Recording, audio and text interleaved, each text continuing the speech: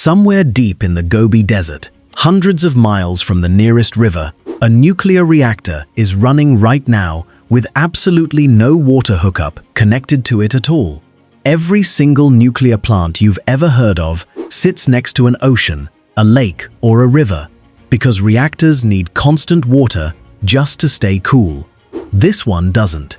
Instead, it runs on salt, heated until it turns into a glowing orange liquid that flows through the core like a river made of fire. And the fuel inside that liquid isn't uranium, the fuel every other reactor on Earth depends on. It's a different element, sitting almost unused in the ground for 70 years, waiting for someone to figure out how to burn it properly. China just quietly figured it all out. By the end of this video, you'll understand exactly how a reactor can run without water, why that one detail could let nuclear power spread into places it's never been able to reach before, and why a technology the world abandoned in the 1960s just quietly came back online in the desert. Here's something most people never think about.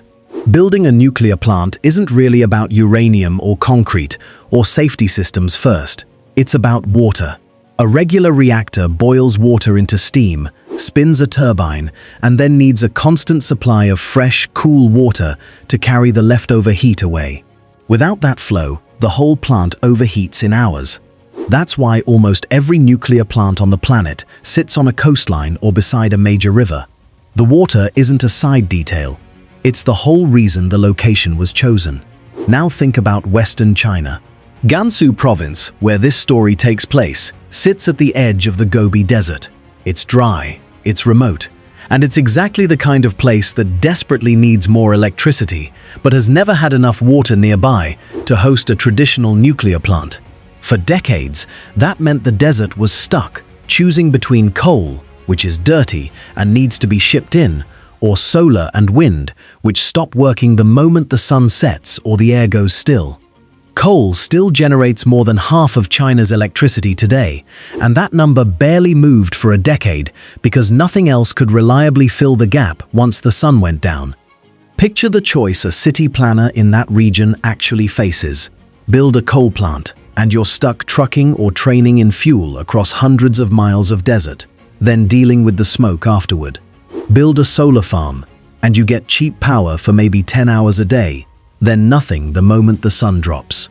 Build a wind farm, and some weeks the air barely moves at all.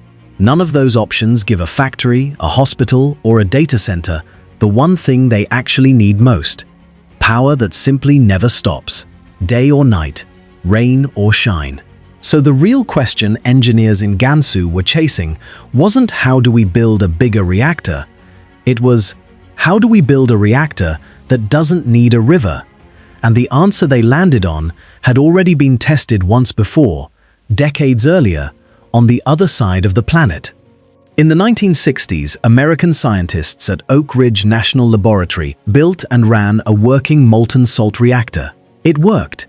It ran for years. And then, in 1969, the United States shut the whole program down and moved on to the uranium water-cooled reactors that power almost every plant on Earth today.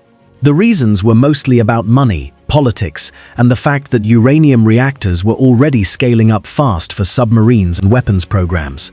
The molten salt idea got shelved, filed away in old research papers, and for the next 50 years, almost nobody touched it again, even though the original Oak Ridge experiment had genuinely worked. China did.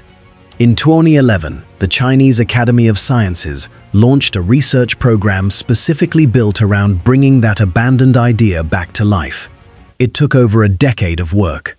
In a desert facility near the city of Wuwei, a team built a small experimental reactor called T-Messer LF1, and in October 2023, they switched it on and it achieved something called criticality, meaning the nuclear reaction inside became stable and self-sustaining. It's small, producing just 2 megawatts of heat, roughly enough to power a couple thousand homes on a good day. But small was never the point of building it. Proving the concept was, and proof is exactly what came next. And in November 2025, that same small reactor did something no operating molten salt reactor had ever done before anywhere in the world. The element at the center of this story is called thorium. If you've never heard of it, that's not an accident. Thorium is a slightly radioactive metal that sits in the ground in huge quantities, roughly 3 to 4 times more abundant than uranium worldwide. For most of nuclear history, it was treated as a curiosity, because on its own, thorium can't sustain a nuclear reaction. It has to be converted into a different material first, a form of uranium called uranium-233, and doing that conversion reliably inside a working reactor turned out to be far harder than anyone expected. In November 2025, scientists at the Wu-Wei reactor confirmed they had done exactly that. They successfully converted thorium into usable uranium fuel inside an operating molten salt reactor, live, under real reactor conditions, for the first time ever recorded. Not in a simulation, not on paper, inside the actual glowing salt, flowing through the actual core. Here's why that matters beyond the headline. Thorium is so abundant that a country sitting on a modest deposit of it could theoretically run reactors for centuries without needing to import fuel from anywhere. To put that in everyday terms, uranium mining today is concentrated in a handful of countries, and plenty of nations without any of it have to buy fuel on the open market year after year, the same way they'd buy oil. Thorium doesn't work that way. It's scattered far more widely across the Earth's crust, often as a byproduct that mining companies used to throw away because nobody had a use for it. China happens to have some of the largest known thorium reserves on the planet, much of it concentrated in the very desert regions, like Gansu and neighboring Xinjiang, where water-cooled reactors could never be built anyway. Suddenly, the fuel and the location problems started solving each other. But there's a bigger question a lot of people ask the moment they hear molten radioactive salt. Is this actually safe? And the honest answer is more interesting than you'd expect. Every nuclear safety conversation eventually comes back to one nightmare scenario.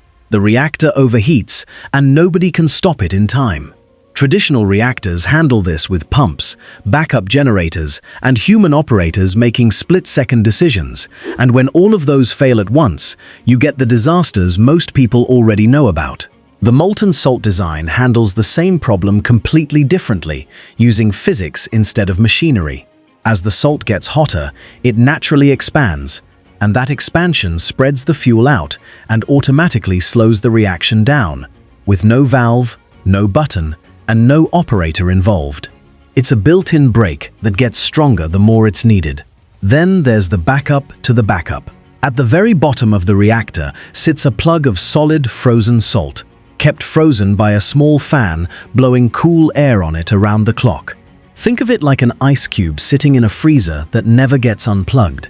If the power ever cuts out and that fan stops running, the plug simply melts on its own within minutes, the same way that ice cube would melt the second the freezer door stayed open.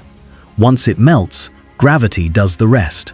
The radioactive fuel drains straight down into a separate holding tank, shaped specifically to spread the fuel thin enough that the reaction stops the moment it lands.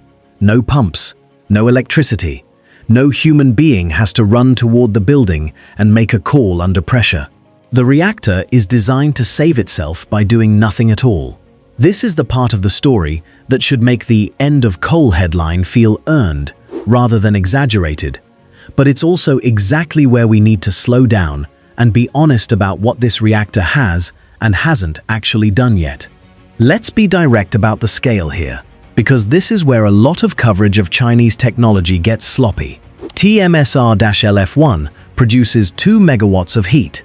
A single large coal plant in China can produce over 1,000 megawatts of electricity. Put those two numbers side by side, and the coal plant is doing roughly 500 times more work. This reactor, today, right now, is not replacing a coal plant. It was never built to. It's a research reactor, built specifically to prove that thorium conversion and salt-based cooling actually work outside of a laboratory whiteboard, under real conditions, over real time.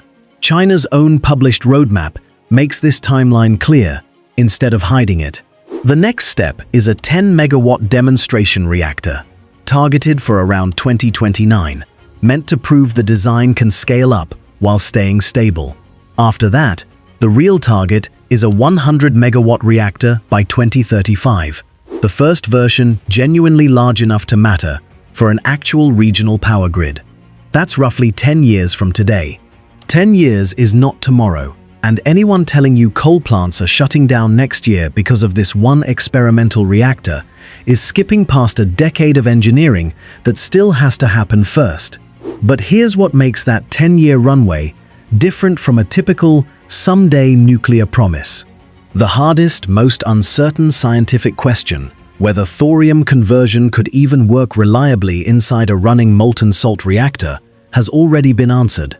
That's not a projection anymore. That's a result sitting in a lab report from November 2025.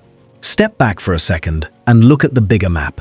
Roughly 2/3 of mainland China sits far from a coastline, and huge stretches of that inland territory are dry, sparsely populated, and sitting on some of the country's richest deposits of thorium, solar potential, and open land, exactly the regions that have always struggled to get reliable, always-on power.